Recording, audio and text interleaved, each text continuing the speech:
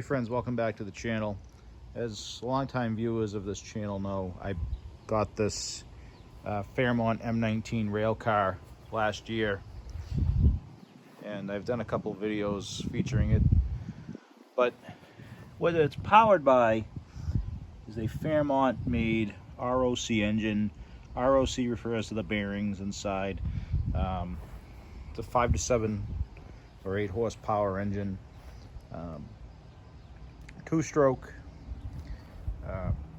Recently I was at a tractor and engine show and brought this to display, and while walking through the aisles of the show I actually came across something I thought was kind of cool.